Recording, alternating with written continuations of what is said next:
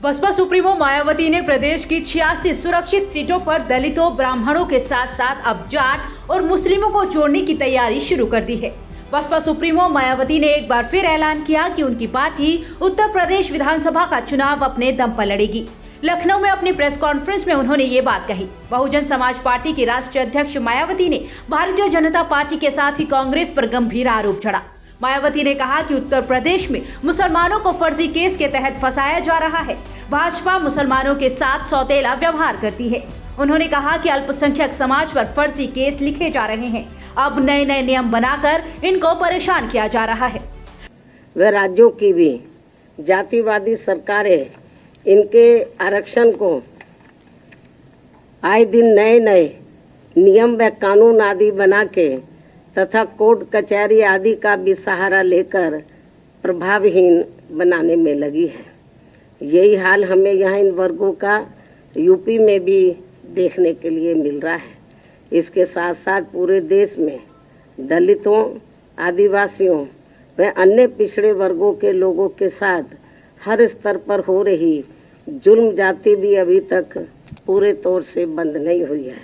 इसके अलावा ओबीसी समाज की केंद्र की सरकार से जो इनकी अलग से जातिगत जनगणना कराने की मांग चल रही है, जिससे बीएसपी पूरे तौर से सहमत है, उसे भी अब केंद्र सरकार द्वारा जातिवादी मानसिकता के तहत चलकर नज़रअंदाज किया जा रहा है।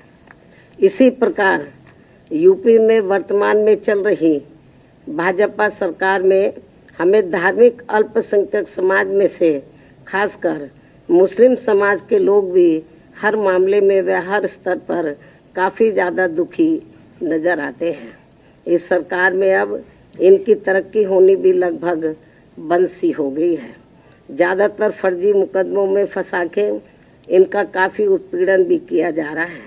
साथ ही नए नए नियमों व कानूनों के तहत इनमें दहशत भी काफ़ी पैदा की जा रही है, जो ये सब मेरी सरकार में कतई भी नहीं हुआ है कि बहुजन समाज पार्टी अकेले अपने बलबूते पर ही उत्तर प्रदेश की 403 विधानसभा की सीटें हैं, सभी सीटों पर अपनी पूरी और दमदारी के साथ चुनाव लड़ेगी और हमें पूरा भरोसा है कि हमारी पार्टी सन 2007 की तरह फिर से पूर्ण बहुमत के आधार पर सत्ता में आएगी। मायावती ने कहा कि प्रदेश के लोगों के साथ भाजपा का सौतेला व्यवहार साफ नजर आता है।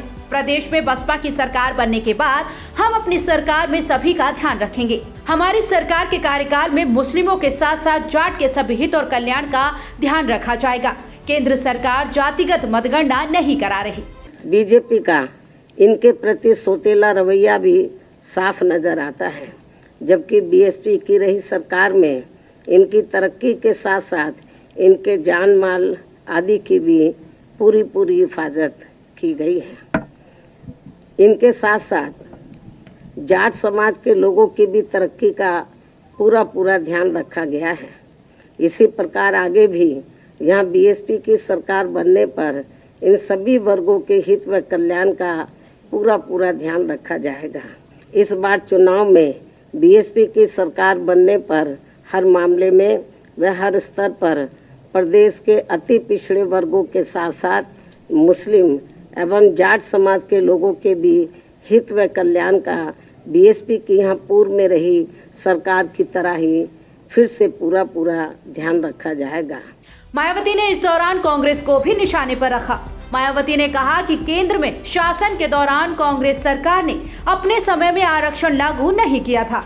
आरक्षण को लेकर मायावती ने कांग्रेस पर वार किया। उन्होंने कहा कि कांग्रेस ने मंडल कमीशन की रिपोर्ट लागू नहीं की थी।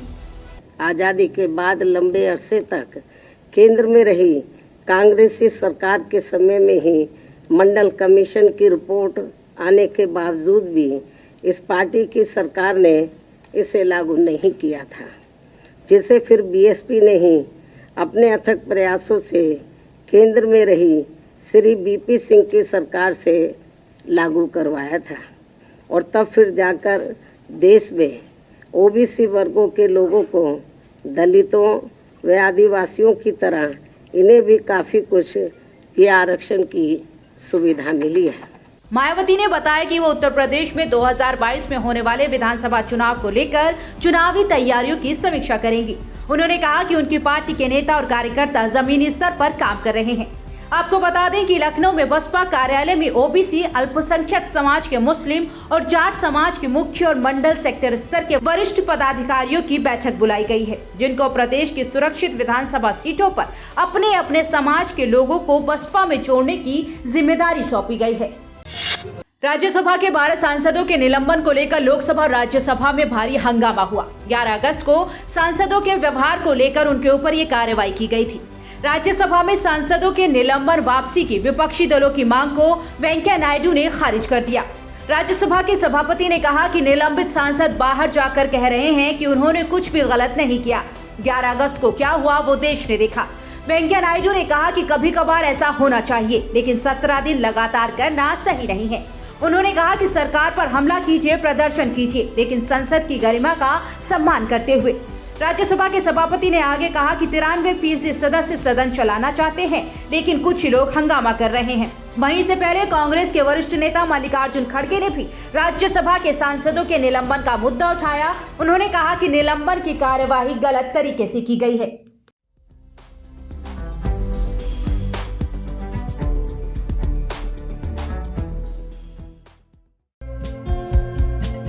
हमारे चैनल को लाइक, शेयर और सब्सक्राइब जरूर करें और नई अपडेट्स के लिए बेल आइकन दबाना ना भूलें।